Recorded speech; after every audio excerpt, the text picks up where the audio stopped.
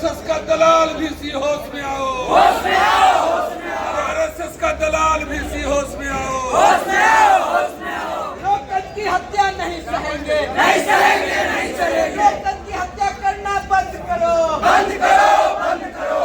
लोकतंत्र की हत्या करना बंद करो, बंद करो, बंद करो। मैं अभी यूनिवर्सिटी पटना यूनिवर्सिटी के अंदर हूँ और अभी आप देख पा रहे हैं कि जिनका सदस्यता कैंसिल किया गया है वो सब जो है सो उपद्रव में आ गए हैं, धरना पर आ गए हैं, हल्ला गुल्ला कर रहे हैं, सरकार को प्रताड़ित कर रहे हैं, आरएसएस को प्रताड़ित कर रहे हैं। पटना विश्वविद्यालय प्रशासन होश में आओ, होश में आओ, होश में आओ। अपना महत्वपूर्ण फैसला वापस लो, वापस लो। आप लोग जो नारा लगा रहे हैं क्यों लगा रहे हैं? पटना विश्वविद्यालय प्रशासन ने एक तो चुनाव का ये जो समय नहीं है, चुनाव जबरन कराने की कोशिश की है। हालांकि हम लोगों ने स्वीकार किया था कि लोकतंत्र अगर फिर से बहाल हो रहा है, कोई प्रक्रिया इस तरह की शुरू हो रही है, तो वह हम उस प्रक्रिया में हिस्सा लेंगे, शामिल होंगे। लेकिन सवाल है कि ईद के एक दिन पहले आप चुनाव करा रहे हैं, तो मतलब यह साफ है कि कुछ खास तबके को आप चुनाव से बाहर करना चाहते हैं। हाँ, तो यह अपने आप में एक पहले से अन्यायपूर्ण साजिश चल रही थी। लेकिन बावजूद भी जब हम लोग चुनाव में जब हिस्सा लिए और चुनाव में हिस्सा लेके और पूरी तरह से इसको कामयाब बनाने की कोशिश किए, तो एक खास संगठन के इशारे पर, आरएसएस भाजपा के इशारे पर पूरे विश्वविद्यालय को उनके रंग में रंगने की पूरी कोशिश की जा रही है। और उसमें एनएसयूआई का, जनसुराज का और भी कई संगठनों का पूरा पैनल अध्यक्ष का रद्द कर दिया गया है। अध्यक्ष आप समझ सकते हैं कि मुकुट होता है। हाँ, और वैसे हालत में कई जगहों पर, और जो क्लॉज लगाया गया है कि 5 साल तक का जो विद्यार्थी है वह चुनाव नहीं लड़ सकता है। हमारा तो जो ये गाइडलाइन पहले नहीं आई थी क्या? नहीं, गाइडलाइन आया, अपने आप में एक गलत फैसला है। हालांकि हमारा कैंडिडेट जो एनएसयूआई का कैंडिडेट है उस क्राइटेरिया में भी नहीं आता, उसका 4 साल ही समथिंग कुछ हुआ है, उस क्राइटेरिया को भी फुलफिल करता है। लेकिन बावजूद भी नॉमिनेशन रद्द होना मनोरंजन कुमार राजा का, आप समझ सकते हैं। उसी तरीके हमारा साफ तौर पर कहना है कि विश्वविद्यालय को सही तरीके से चलाइए, सही तरीके से चुनाव होने दीजिए। विद्यार्थी तय कर लेगा कौन जीत के आएगा, कौन नहीं जीतेगा। जदयू का तो कैंडिडेट है भी नहीं, फिर भी आप जदयू के विरोध में नारा लगा रहे हैं, आरएसएस के विरोध में नारा लगा रहे हैं। जदयू का हमने एक बार नाम भी नहीं लिया है। नहीं लिया? नहीं, हमने आरएसएस। अब आरएसएस और जदयू में बहुत अंतर है। वीसी तो जदयू के है ना? नहीं, अब वीसी अब किसके हैं, वीसी जाने। हम तो जान रहे हैं कि वीसी जो काम कर रहे हैं वो गलत कर रहे हैं, गलत कर रहे हैं। ऐसा काम वो नहीं करना। क्या गलत किया है इन्होंने पक्षपातपूर्ण कार्रवाई करते हुए कई कैंडिडेट्स का नॉमिनेशन रद्द कर दिया। कितने कैंडिडेट होंगे? लगभग में 8-9 कैंडिडेट का नॉमिनेशन। 8 कैंडिडेट? 8-9 कैंडिडेट का नॉमिनेशन हुआ है। चलिए आगे आते हैं। देखिए, अभी चुनाव जो ये है केवल खाना पूर्ति हो रहा है। अभी समय भी नहीं है। जैसे कि बताइए, ईद का समय था, कुछ दिन पहले होली का ऐसे हुआ, लेकिन फिर भी तमाम छात्र संगठनों ने मन बना लिया कि चलिए विश्वविद्यालय चुनाव करा रही है।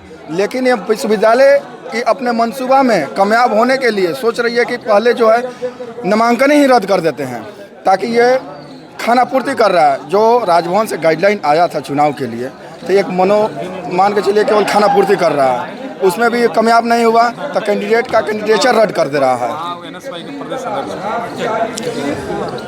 जी सर, एक सेकेंड सर, पहले अभी एनएसयूआई प्रदेश अध्यक्ष हैं आप। तो ये सब क्या हो रहा है यहाँ पर? आप पत्रकार लोगों, न्यूज़ चैनल वाले ये सब कुछ जानते हुए हम लोगों से, छात्रों से जो आप सवाल करते हैं क्या हो रहा है, आपको नहीं पता? आरएसएस के गुलाम हो चुके हैं पूर्णा यूनिवर्सिटी के प्रशासन, बीजेपी के गुलाम हो चुके हैं, उनके बंधुआ मजदूर हो चुके हैं, नहीं पता है आपको? ना, ये बात हमको पता नहीं था, तभी तो पूछ रहे हैं। एक ऐसे छात्र संगठन जो छात्र विरोधी संगठन है, देश विरोधी छात्र संगठन है, उसको पर्सनल फायदा देने के लिए एनएसयूआई के प्रेसिडेंट मनोरंजन का नामांकन रद्द करवाया गया है। क्यों? जनसुराज का भी तो रद्द हुआ है। जनस्वराज का कराया गया है और सारे कितने लोगों का कराया गया है। तो एबीवीपी को अगर इस तरीके से ही वॉकआउट देना था तो चुनाव क्यों कराना है? उसको ऐसे ही फर्स्ट नंबर का अव्वल दर्जा मतलब दे दिया सीधा जाए। सीधा एबीवीपी को जो है सो सपोर्ट किया जा रहा है। हाँ, आप एक चीज जान लीजिए, 29 तारीख को वोटिंग क्यों कराया जा रहा अभी है? एक लाइन आ जाइए। 31 तारीख को ईद है और 29 तारीख को वोटिंग क्यों कराया जा रहा है? इससे भी एबीवीपी को ही फायदा है। हमारे जो वोटर, हमारे जो छात्र हैं, हमारे जो साथी हैं, उनका त्योहार है और इस तरीके से वो जो कर रहे हैं, बताइए, तो ये कहीं ना कहीं एबीवीपी को फायदा देना पक्षपात किया जा रहा है पूरा। बिल्कुल। आपको क्या लगता है? ये एबीवीपी को वॉक ओवर देने के लिए इन्होंने ये सारा षड्यंत्र रचा है। इनको चुनाव नहीं करा करके एबीवीपी को सर्टिफिकेट दे देना चाहिए, ये मनोनीत कर देना चाहिए, मनोनीत कर देना चाहिए। ये देखिए, बता देते हैं हम यहाँ का, ये जो कुलपति महोदय हैं, इनकी नियुक्ति 10 करोड़ रुपया लेकर के राजेंद्र आलेकर जो उस समय के राज्यपाल थे और पूर्व कुलपति जो यहाँ के सबसे भ्रष्ट कुलपति है, वो कुलपति के आधार पर ये जो है इनकी नियुक्ति हुई। और ये जब से आए हैं इन्होंने यूजी का एंट्रेंस खत्म कर दिया और इन्होंने यहाँ आकर के संघ के आदेश पर ये सारा काम कर ये रहे हैं। आरोप जो लगा रहे हैं, हाँ। आप किस बिहाफ पे लगा रहे हैं? लगा रहे हैं कि आप देख रहे हैं कि अभी जो पर्चा, जो चुनाव का इन्होंने घोषणा किया, पटना यूनिवर्सिटी का सारा हॉस्टल बंद है। अभी ईद का त्यौहार है, होली है, बिहार दिवस है और उस छुट्टी में ये चुनाव करा रहे हैं, तो ये औपचारिकता पूरा कर रहे हैं। औपचारिकता को पूरा किया जा रहा है और खाना पूर्ति किया जा रहा है। पूर्ति किया जा रहा है और एबीवीपी को मतलब वॉक ओवर देने के लिए ये अपने आका जो आरएसएस का मुख्यालय है, जो राजभवन में जो आरिफ मोहम्मद खान जो आरएसएस का एजेंट बन के आए हैं, उनको खुश रखने के लिए लाए। वो तो राज्यपाल हैं, वो तो आरिफ जी जिनका नाम आप ले रहे हैं, वो तो राज्यपाल हैं। राज्यपाल है तो राज्यपाल के ही द्वारा तो यूनिवर्सिटी का मॉनिटरिंग होता है ना। सुपर बॉस वही है ना। राज्यपाल महोदय को इस पर संज्ञान और विलम्ब लेना चाहिए। तो राज्यपाल यहाँ आते हैं शिक्षा सुधारने के लिए और चले जाते हैं कुंभ में स्नान करने के लिए।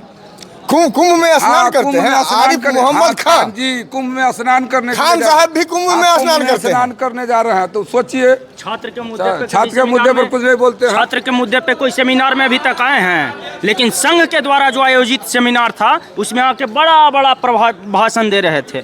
तो राज्यपाल को कैसे नहीं इसमें इन्वॉल्व करिएगा?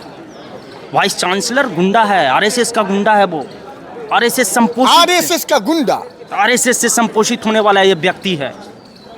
गिरीश कुमार चौधरी के द्वारा ये गिरीश कुमार चौधरी लाइनर करके इसको बनवाया था वाइस चांसलर, और ये पूरी तरीके से भ्रष्ट है, आरएसएसवादी है ये। तो क्या अभी तो तक तो कुछ पता नहीं चल रहा है, लेकिन आगे देखते हैं कि क्या होता है।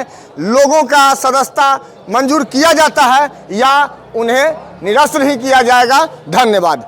UBC go back.